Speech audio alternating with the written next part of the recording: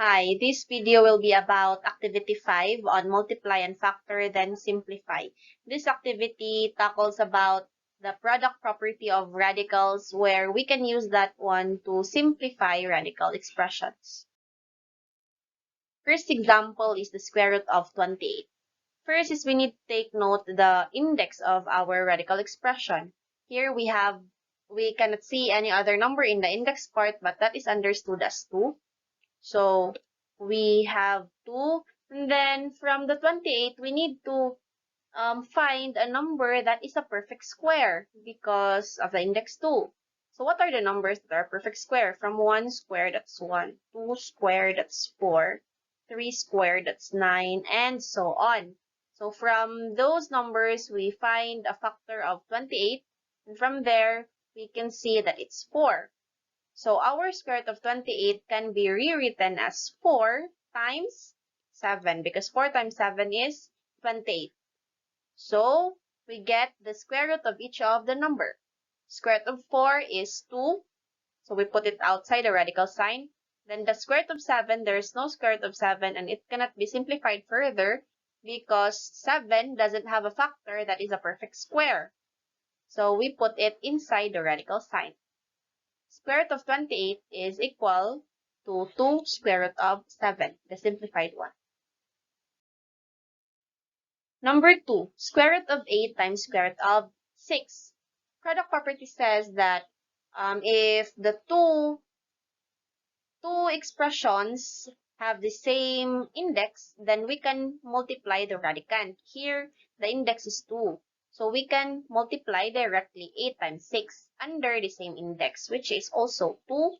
8 times 6 is 48. From 48, we simplify it. First is take note, we need to know the index, that is 2.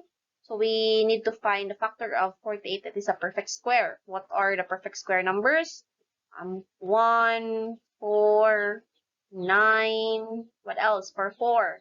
That is 16, and then 25, and then 36, and so on.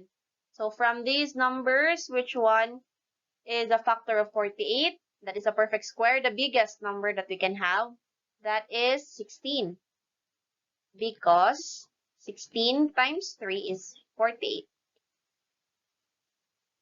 So we get the square root of 16. Well, just a refresher, square root of 16 can be rewritten as 4 squared times 3. And then from expanding the terms, we can divide 2, the exponent 2 with the index 2. So that will give us 1. So 1, 4 outside the radical sign. 3 cannot be, this 1 cannot be divided by 2. And 3 is already in its simplest form, the prime 1. So we have 4 square root of 3. This is now the answer for number 2. We can also solve this one from the square root of 16. Square root of 16 is 4. Since we got the square root already of 16, we put it outside the radical sign. Then the square root of 3 remains. The same answer. For number 3, it's the cube root of negative 24. So our index now is 3, not 2 anymore. So we find for a perfect cube number, a number that is a perfect cube. What are the numbers that are perfect cube? We have 1 cube, 1. 2 cube, that's 8. 3 cube, that's 27, and so on. So from these numbers, we have 8. So we find the factors of 24. And one of that is 8. It should be 8 so that we can simplify the expression. So 8. And then it's negative 24, so we're left with negative 3. 8 times 3 is negative 24. Well, 8 can be rewritten as 2 cubed and then times the negative 3. So 2 cubed, we cancel the 3, so we are left with 1, 2. So that's 2 outside the radical sign, and then negative 3 cannot be simplified further, so we write negative 3. And of course, we follow the same number of index, the same index. So that's 2 cube root of negative 3 for our final answer. But you can also solve this one like from cube root of a times negative 3. If you're a master of the perfect cube number, perfect nth number. So like cube root of 8, you know that it's 2. So immediately put 2. And then the cube root of negative 3. For number 4, it's the square root of 45x cubed y to the 5th power. It involved the variable already. And then we have our whole number. So from the whole number, we follow the same way of answering. That is finding its square root again. So finding a factor of 45 that is a perfect square. Well, very easy, elementary. 9 times 5. Our 9 can be rewritten as 3 squared. So the square root of 9 is 3. And then for our variables, we expand them. No need to write individually all 3 x's, all 5 y's, because what if the exponent reaches 1,000, 100? Well, we cannot write all of them. It will take time, even though we will have no time anymore to solve for the other items if we are in a test. So by doing that, we take note of the index still, and then also the exponent of our variable. The exponent of our variable is 3. We need to find a number closer to 3, or the number closest to 3 that can be divisible by 2. Very easy, that's 2. So times x squared, and since the given is cube, we are left with 1x to reach the x cubed in the given. And then for y to the 5th power, we don't use y squared just to divide it with the index 2. We can go further. Y to the 5th power is like the number closest to 5 that can be divided by 2 is 4. So that's y to the 4th power times that's 5, so we have 1y left. Okay, then you solve from there. We get the square root of each term that we can get the square root. So 9 square root of 9, that is 3 squared. So we have 3. We put it outside the radical sign. For 5, we cannot do that. We cannot get its square root. So remember, take note of that. For x, we have x squared. So 2 divided by the index 2, we have 1. So 1x outside the radical sign. This x cannot be simplified further, so take note of that. For y, that's y to the 4th power, 4, exponent 4 divided by the index 2, that's 2. So we have y2's outside the radical sign, or y squared, not 2y, y squared, y times y. And then the y can not be simplified further. So that's the numbers outside the radical sign. And then the remaining one, we copy them and put them out inside the radical sign, or that will be our radicals. So we have the simplified answer. For number 5, it's the cube root of r to the 6th power s to the 4th power q to the 7th power. How do we simplify it? The same as number 4. We find a perfect cube that is a factor of 54. What could that be? Well, take note of the perfect cube numbers. We have 1, we have 8, we have 27.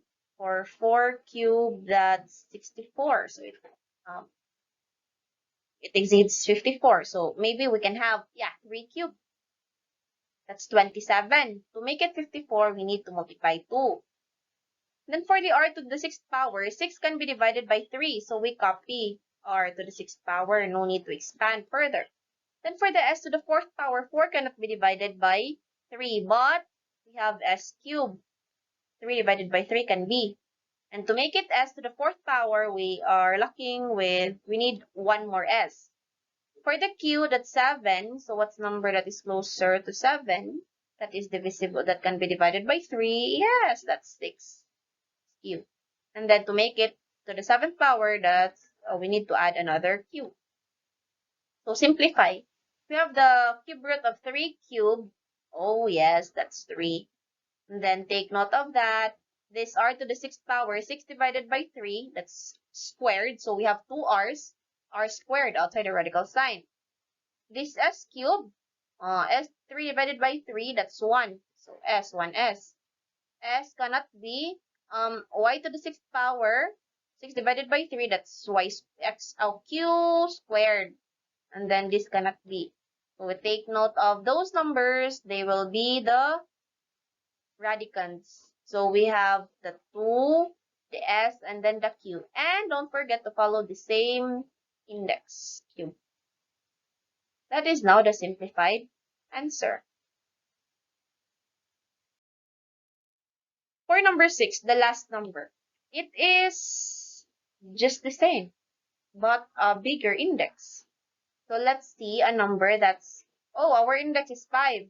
We need to know the numbers that are perfect fifth power. And then that's 1 to the fifth power is 1. 2 to the fifth power, 2 times 2, 4 times 2, 8 times 2, 16 times 2, that's 32.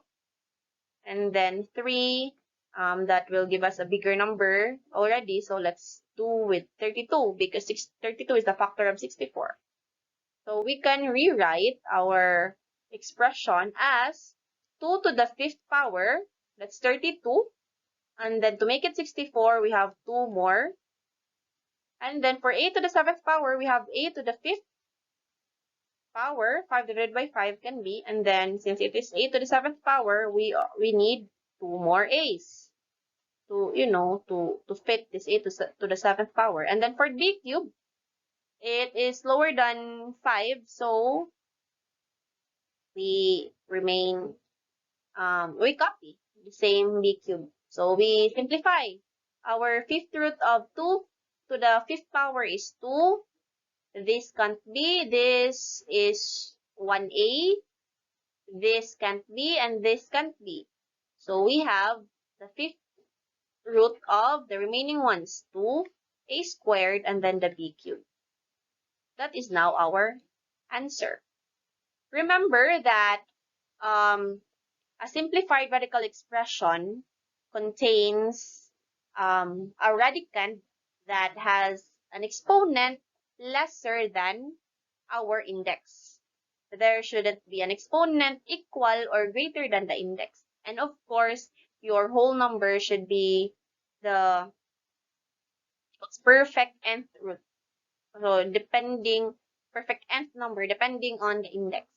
So remember that one. Activity 6 on rationalize, then simplify. This activity talks about rationalizing the denominator and applying the quotient property of radicals. First number, we have the square root of 75 over the square root of 3. We got lucky for our first number. Square root of 75 over square root of 3 can be rewritten as the square root of 75 over 3.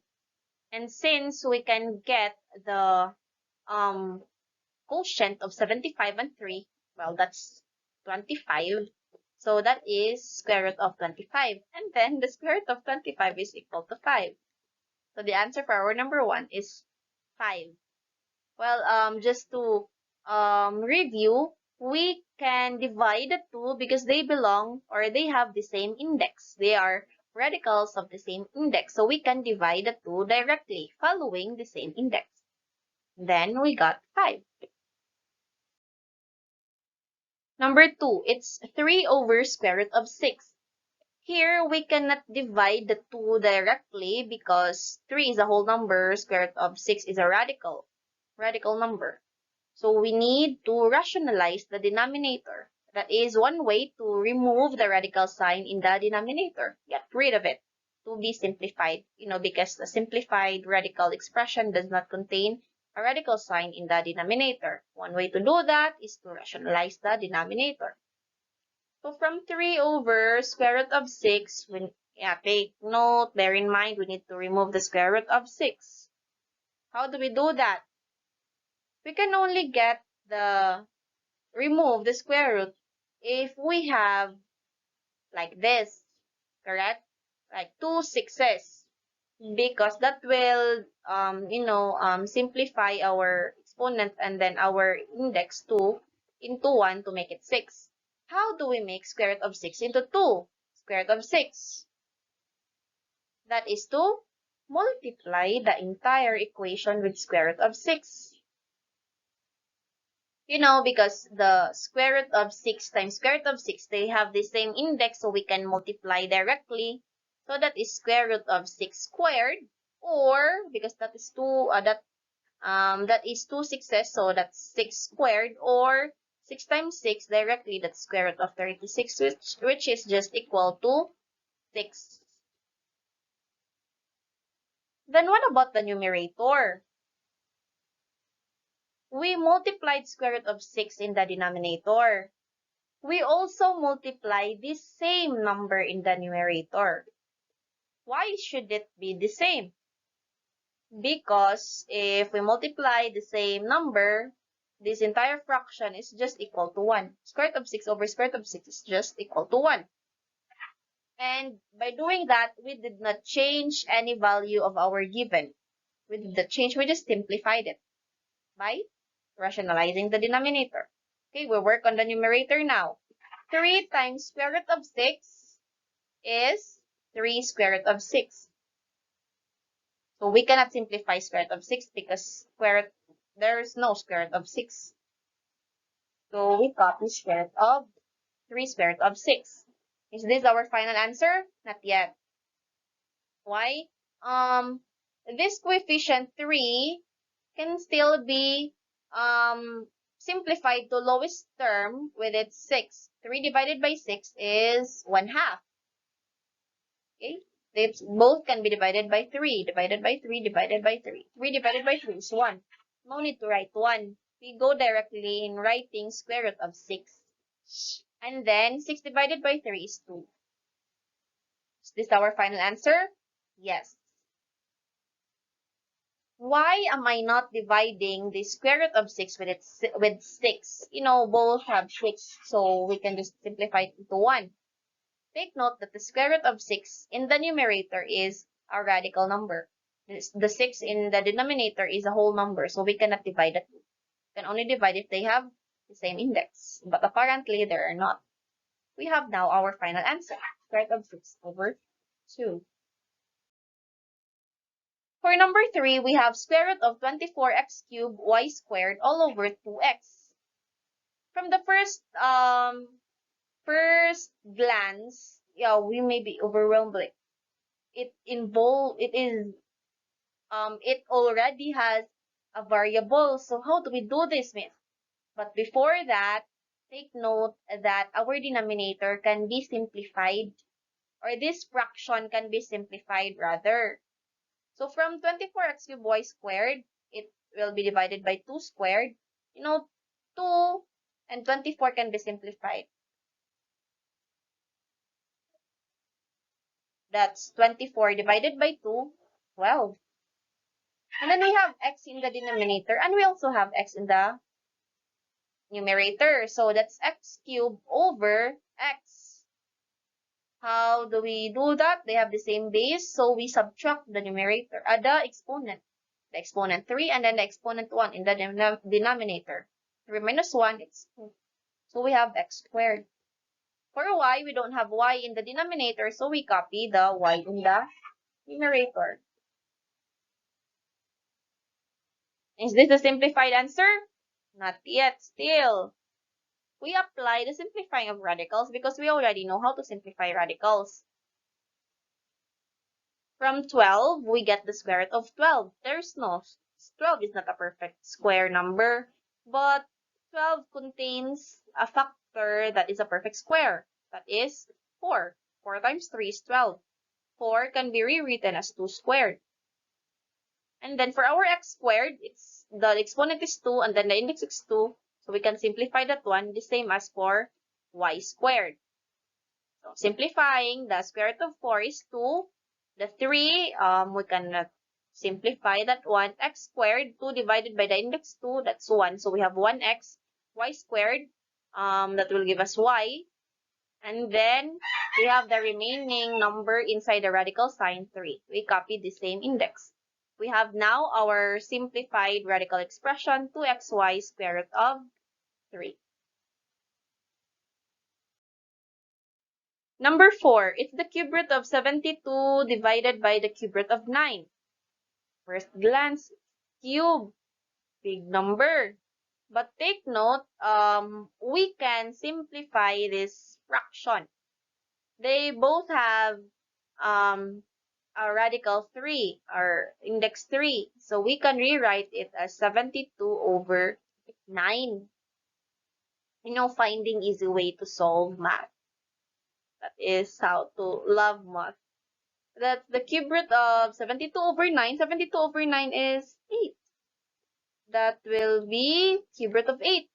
And then there's a cube root of 8. So 1 cube is 1. 2 cube is 8. 3 cube is 27. So the cube root of 8 is 2. Simplified answer is 2. But for the sake of rationalizing the denominator, there's another way to solve that. Our cube root of 72 over this cube root of 9 can be rewritten as the cube root of 3 squared. Yes? Yes.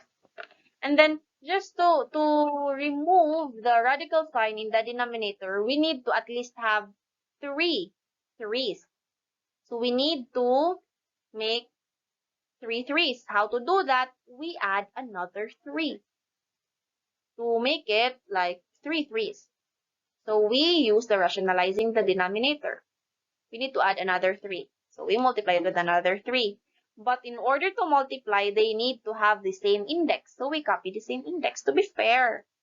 And whatever we multiply in the numerator, in the denominator, we also multiply to the numerator. So our denominator will be cube root of 3 cubed. And our numerator will be cube root of 216.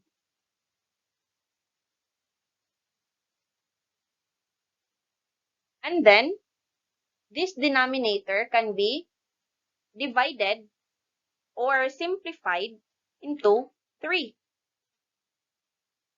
Cube root of 3 cubed. So we can divide 3 and 3.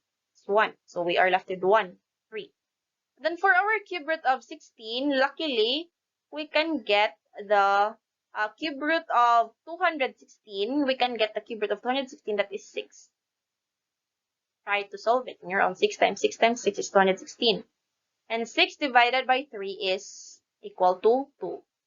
So the same answer as the first one. But the first one is shorter. Another examples on rationalizing the denominator, we have 1. The square root of 9x to the 5th power y over the square root of 12x squared y to the 6th power. At first glance, yeah, it's very big number, like, yeah, bigger than the previous ones. But let's simplify first before rationalizing the denominator so that we can just deal with basic or like small numbers. Our numerator can be simplified as the square root of 9, it's 3. Oh, let me do the way that I did a while ago. Our numerator can be rewritten as the square root of 9, that's 3 squared. So just for the sake of the discussion, we can get rid of the exponent and then be remained with 3. Our x to the 5th power can be rewritten as x to the 4th power and x. 4 plus 1 is 5, the same as the given. And then we divided it with 4 and 1 to be simplified with our index 2. 4 divided by 2 is 2. And for y, yeah, we cannot simplify that one. And then for our square root of 12x squared y to the 6th power, square root of 12 is not a perfect square, but it does contain a factor that is a perfect square. And that is, yeah, you need to master that one. It's 4. 4 can be rewritten as 2 squared. So 2 squared. 4, to make it 12, we multiply it by 3. And then x squared, 2, it can be divided with our index, so just copy. And then for our y to the 6th power, 6 can be divided by our index, so just copy. Simplify. For 3 squared, that's 3. For the x to the 4th power, 4 divided by the index 2, it's 2. So we have 2x's, x squared. And then this xy cannot be simplified further, so we have xy. All over, the denominator, we have 2 squared, that's 2. And then 3, we cannot simplify that, so just remain. And then x squared, it's x. Y to the 6th power, 6 divided by the index 2, so that's y cubed. We are left with 3. Now, to simplify, we only have square root of 3 as the expression containing a radical sign. So we work on the square root of 3, not the entire 12x squared y's to the exponent of 6 anymore. So from here, square root of 3, we need to at least make 2 3's. Simplify it. It's square root of 3. It should be square root of 3 squared to make it 3. Then to do that, we multiply it with another square root of 3. And then the numerator should also be multiplied with square root of 3. So we distribute 3x squared times square root of xy times square root of 3. We copy the whole number. And then since the radical expressions have the same index, so we just multiply the radicands. That's 3xy. All over, we solve the radical already so that it will have a shorter solution. Square root of 3 times square root of 3 is 3. Whole number 3. So this 2xy cubed will be multiplied by 3. Simplifying, we get 3x squared square root of 3xy all over 2 times 3, that's 6xy cubed. From there, we can even simplify it further. Our 3 and 6 can be divided by 3. So we are left with 1 in the numerator. No need to write that 1. But for the denominator, we have 2. And then for our x, we have x in the numerator, x squared. And then we have 1x in the denominator. We subtract the exponents. 2 minus 1, that's 1. So 1x in the numerator. Then for the y in the denominator, there's no y, the coefficient part, not the radical part, in the numerator. So we copy y cubed in the denominator. And then the rest of the radical in the numerator, we also copy that one. So we have now a simplified answer for the special example.